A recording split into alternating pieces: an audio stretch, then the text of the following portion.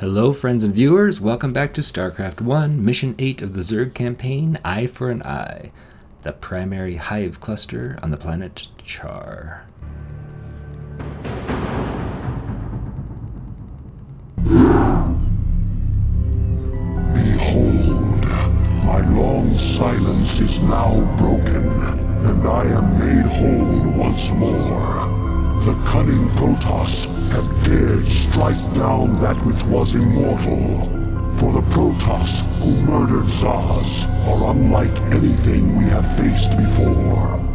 These Dark Templar radiate energies that are much like my own, and it is by these energies that they have caused me harm. Yet shall their overweening pride be their downfall.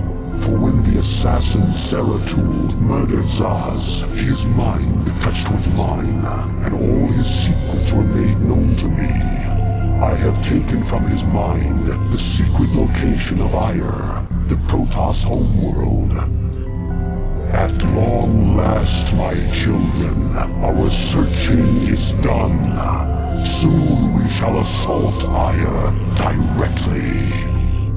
For now, we must ensure that the Dark Templar can cause no more harm. Cerebrate, you shall set a trap for our foes. Kerrigan will lead them to you. Alright, so this is a huge turn in the story. Zeratul didn't know this would happen, I'm sure, because that is too high of a price to pay. Protoss Expedition main base on Char. So when Zeratul assassinated Zaz, as the Overmind said, they made a telepathic connection, and finally, after eons of searching, the Zerg now know the location of the homeworld of the Protoss, Ire.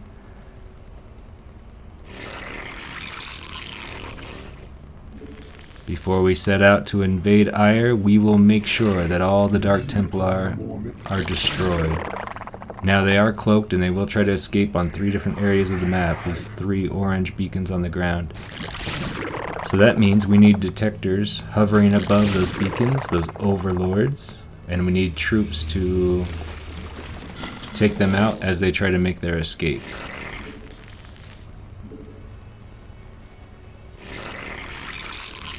So as far as the Protoss go, we have the Light Templar and the Dark Templar. Kind of like it's kind of like the light and dark side of the Force when you consider Star Wars. Anyway, any attack that was brought against any Cerebrate before, they could just easily be reincarnated with the Overmind until now. When the Dark Templar assassinated the Cerebrates, they were no longer able to be reincarnated. They were killed for good. And so these energies, like the Overmind stated, are pretty similar to his own. It's a different energy that the Protoss, the main race of the Protoss, don't really dabble with. And that part of the story will be unfolded later when we start playing the Protoss race in the next campaign. Anyway, back to this mission. We have 3 hatcheries in which we can create troops, but we also have a new element introduced, the Nidus network. So these worms go under the ground, and you can have different exit and entry points throughout the entire map, basically. So from base to base, I can insert troops into this Nidus worm network and then have them exit at different areas. So this is great for being able to transport large amounts of ground troops from one end of the map to the other. So full disclosure, this is my second attempt at beating this mission. I was trying for Hydralisks, the ground troops, in the first attempt, and the Dark Templar. They are a form of zealot soldiers, so they are ground soldiers that can only attack ground units. And they are one of the most powerful ground units in the entire game, so they quickly cleaned up all of my Hydralisk and wiped out my entire army and killed Kerrigan. I mentioned before. So Kerrigan was helpless, she was running around and she got slaughtered by these Dark Templar, and there's no way for her to attack anything because there were no detectors nearby. So I'm going to keep Kerrigan in a safe area this time, and I'm going to just create a ton of Mutalisks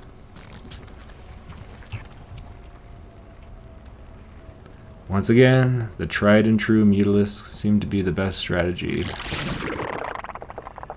Now obviously that probably won't be the case if you're playing against humans, but as far as the AI goes, it's a pretty good strategy. So I got the spawning pool up, now I'm creating a spire. The spire structure is required to create Mutalisks. Alright, we already had a few Dark Templars that just barely tried to escape. They usually come with a escort force of a few Dragoons and a few Zealots.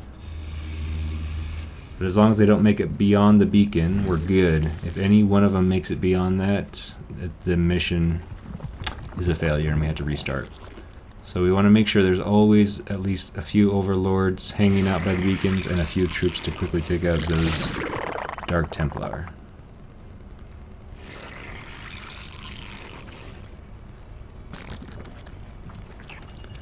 I reserve and choose basically one hatchery to become the lair and then eventually the hive, and the other ones I just kind of keep as hatcheries.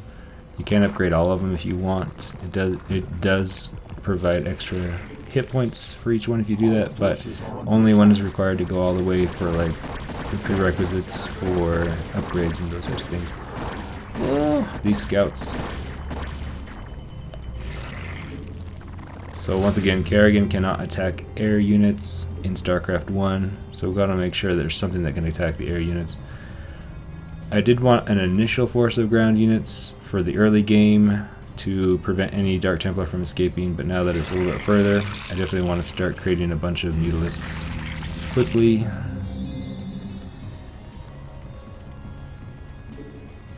And we will start upgrading the weapons for the Mutalisks. Here they come. Alright, we're going to just slowly start building up that army. Once we get a large enough murder of Mutalisks, a flock of Mutalisks, a fleeting of Mutalisks, we will start pushing in and destroy all the Protoss bases.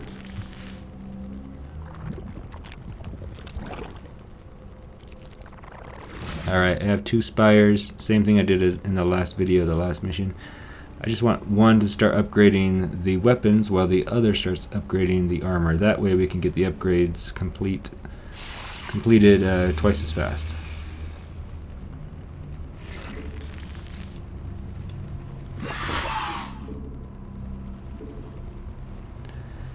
And since I have an overabundance of minerals, I'm going to start pumping out a bunch of Zerglings as well. They can kind of act as cannon fodder and draw the attention of all the ground units while my Mutalisks attack from above. Either way, I just need to get a force built up as quickly as possible to defend these exit points, because the escorts of the Dark Templar will become more and more powerful as time goes on. So we don't want to tarry too much. We want to just make sure we can get a force built up, max it out, and then destroy the bases. Spawn more overlords. Oh, got supply blocked. So let's get a few overlords going. So as you can see, I'm setting 2 waypoints for each hatchery. One for the minerals, that's where the drones automatically go, and then another waypoint, and it's indicated by like an orange color. That's where your military troops go. I want each hatchery to send all the military troops to those beacons.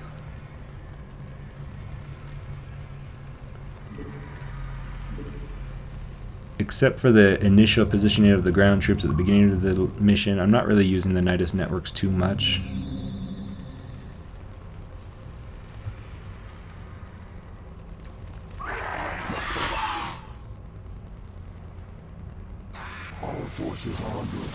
Ooh, I think I need more troops on this one.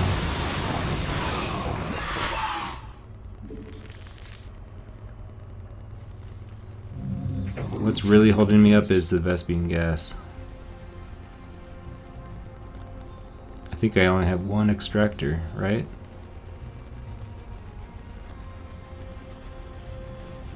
So we do have a constant stream of Vespian gas coming in, but it is, you know, it's a pretty low rate, so it can only create so many mutalisks at a time. And then of course the upgrades require a ton of Vespian gas as well.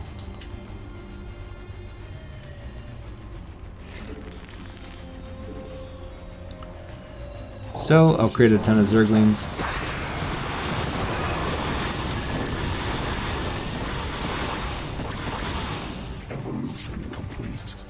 So far so good.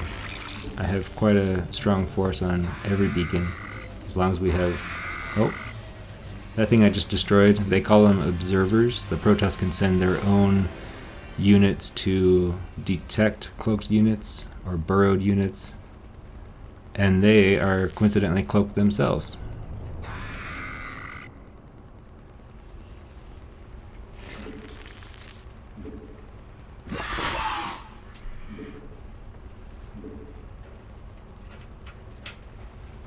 So we're going to have a pretty equal balance of ground troops, the Zerglings, and the Mutalisks, the air units.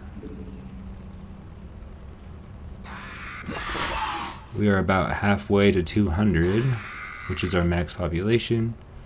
So I'll just keep creating a bunch of everything as fast as I can. I'm trying to decide if I want to use resources to upgrade the Zerglings. The Zergling upgraded speed it's a pretty good upgrade, so I might do that one.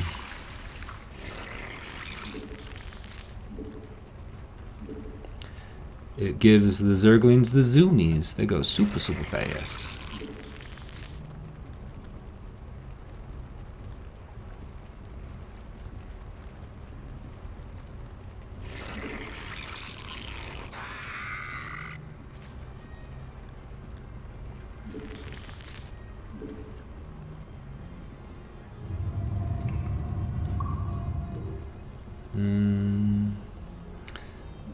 The attack speed is 200 gas, so I don't know if I'll do that one, but I think I'll do the Zergling speed. We'll cover ground a lot faster that way, and you'll get attacking a lot faster as well. This northwest corner could use a few more Mutalisks.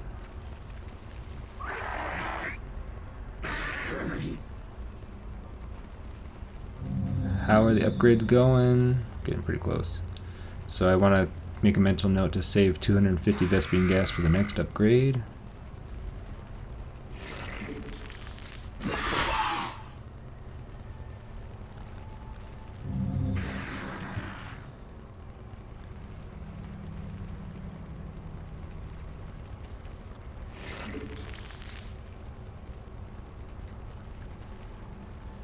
Getting pretty close, almost done.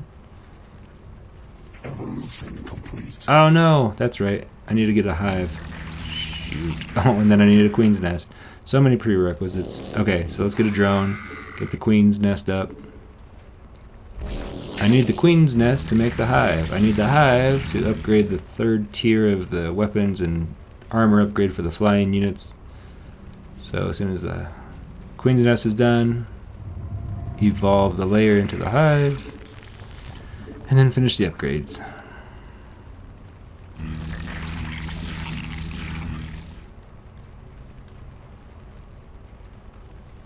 Pneumaticized carapace, the movement speed, that might be good. I don't think it's necessary because we have a huge group of overlords on every area. So it's not like we need to rush over there.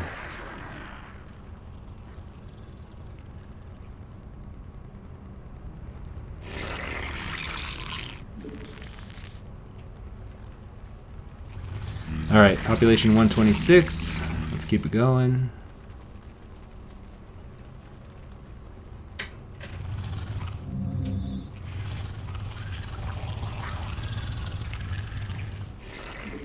Evolution complete.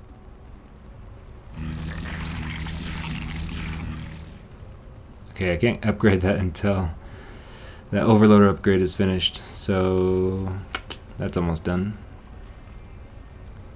I forgot that you can't do both at the same time. Whoa! Oh, you probably saw that. So they're semi-transparent, those blue ground units. I don't want to venture out too far without the oversight. Oh, we're getting zapped. We gotta pull back. We gotta pull back. There he is. Got him. So the sound that the warp blades make from the Dark Templar, it's a really cool sound effect, but that's when you know you're being attacked. So you don't want to venture out too far without the detectors, the overlords. I'm going to do a quick save just in case everything goes south, so bear with me just for a second. Alright. Basically just deleted some files that were bloating, getting in the way.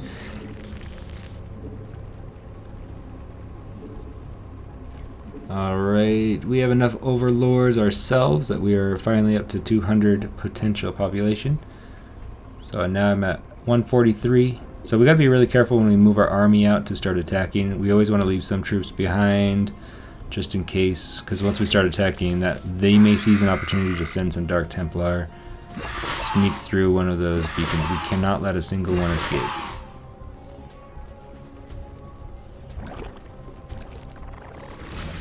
Finally, tier 3 of weapons and armor for the air units are accessible. Ooh, we need 300 Vespene gas for that final one, so we're gonna come back to that. In the meantime, we'll use our excess minerals to create a bunch of Zerglings. I think each egg, each larva, produces 2 Zerglings, I think.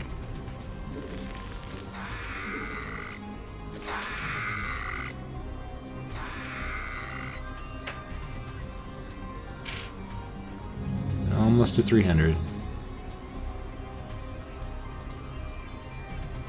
And there we go, 300 gas. Let's get that going.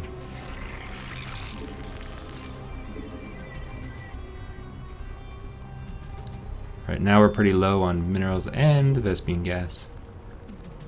Oh, I saw something over here. What was it? I think there's a Dragoon patrolling back and forth just right out of our sight. Let's do another quick save just in case.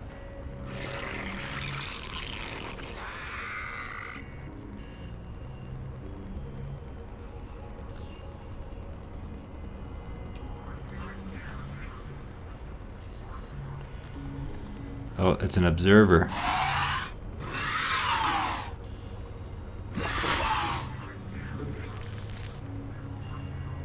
So the observer is a scouting unit. It's a robotic unit. He's gonna come over and check out what kind of force they're dealing with. Uh-oh, we're out of minerals. The main, so we gotta save just in case. Let's move everyone out.